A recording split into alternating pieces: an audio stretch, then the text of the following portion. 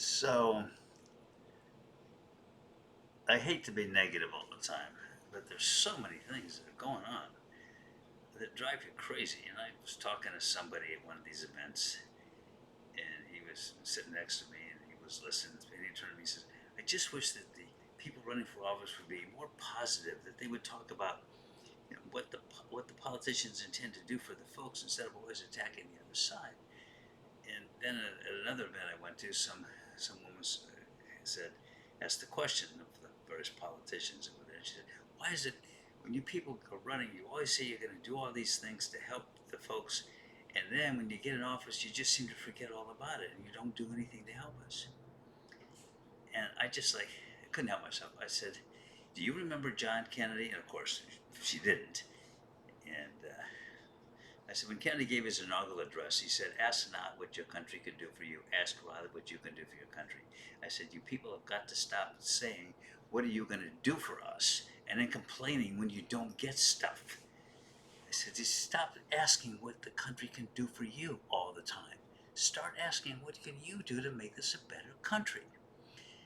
And it's like, I don't want to keep going on about it, but it's like, let's please, and particularly Democrats, we've got to stop promising people, we're going to give you this, we're going to give you that. And then what happens is you can't, because there's people on the other side saying, "Well, wait a minute, that's taxpayers' money that you're talking about.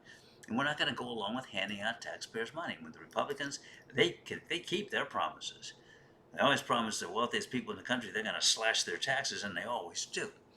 So they keep their promises. Is that a good thing? I happen to think that those are promises they shouldn't be making. And so when I look at it out there, I say, "Well, what are you going to tell the folks you're going to do for them?" I'm running for Congress. I should say I'm going to help make everything more affordable. The problem is, there's just no real way to say I'm going to do that short of giving you money or going in and cutting prices.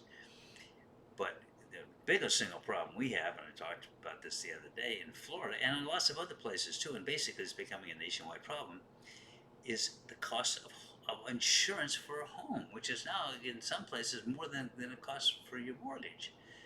And you can't get a mortgage without insurance.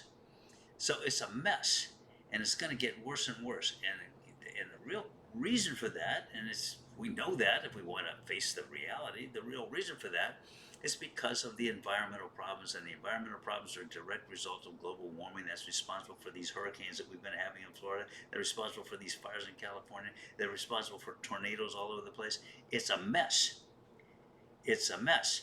And it's because of global warming, and global warming is caused, and this is not complicated science, it's caused because CO2 in the air goes up there and acts like a blanket, and you have a greenhouse effect. It traps the heat from the sun. It can't escape into the solar system, solar system. So it's trapped and it stays there, and it keeps getting hotter and hotter, and it's hotter and hotter. It causes all these problems, particularly causing melting of the polar ice cap. And that polar ice cap melting is what's causing all of this water to get up into the atmosphere, and then the water is blown out by the movement of the Earth, creates the wind, and the wind then pushes all this moisture into places where it shouldn't be, and then you've got water is hot, and it's globally, and hurricanes are caused directly by hot water, folks. So what does Trump do? It always comes back to bad things this guy's doing, which is why you got to run a negative campaign to try to stop what they're doing. When Obama was president, the Environmental Protection Agency came up with the finding, surprise, surprise, no surprise to anybody, that global warming caused by using of fossil fuels is a major concern and a health problem and an environmental problem for the country.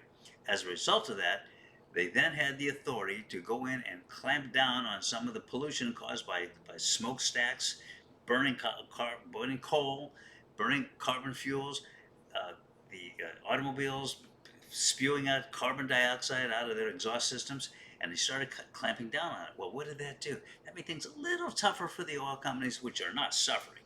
A little tougher for the automobile industries, causing them to move more to electric cars, which pretty good idea actually, although I would never have one. But because I'm old-fashioned and I like the sound of my motor and my Lexus, that's me making that. No, that's my Swat making that noise. But we don't need to go there. So so Trump comes in and he just announced that his EPA did a protracted study and found that, guess what? all that carbon dioxide, it's not causing any problems at all. Now the EPA cannot do anything to enforce any regulations on companies and industries that are burning carbon fuels and pumping that stuff into the atmosphere. Which here we go again, folks. And until we get that under control, we're going to see our insurance premiums continue to skyrocket under control. And he does this because he's always there for the burn baby burn. And boy, if there was a slogan that was more infuriating than burn baby burn, I don't know what it is. But that's the problem we have right there. And this is a problem with frankly the Republican Party. For as long as I've known it, they're right there for special interests all the time, and nothing is more of a special interest than the oil companies. So here we are again.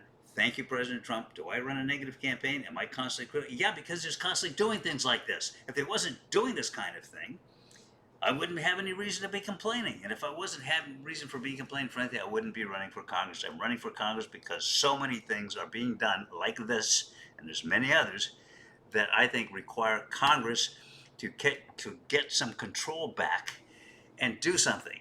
And if I can get elected to Congress, I can maybe be a part of the solution, which is cutting back on all the abuses of this. And by abuses, I don't just mean doing bad things to people. I mean doing stupid things to hurt the rest of us in order to do special favors for special interests.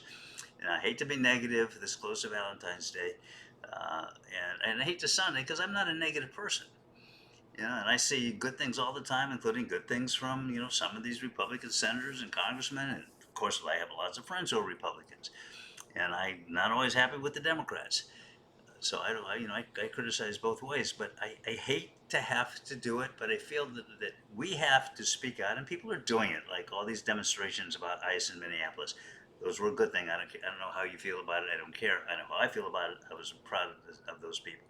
So enough of that. I just want to explain to you why I get upset a lot and why I seem to be negative a lot. It's not because I'm a negative person, but when I see Trump come in and say, "We've the EPA is now no longer able to do anything about carbon dioxide being pumped into the atmosphere," it's upsetting, and it should be upsetting to you too.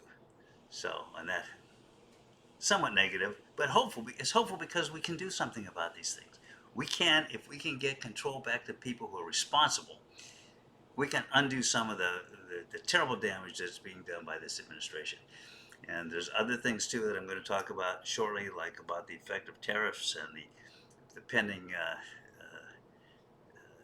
disaster, depending upon what the Supreme Court does on that case. But we'll discuss that later. Right now, I just wanted to talk about this thing with the CO2 because I just heard this today and it was very upsetting. It should be upsetting to you too. So let's do something about it.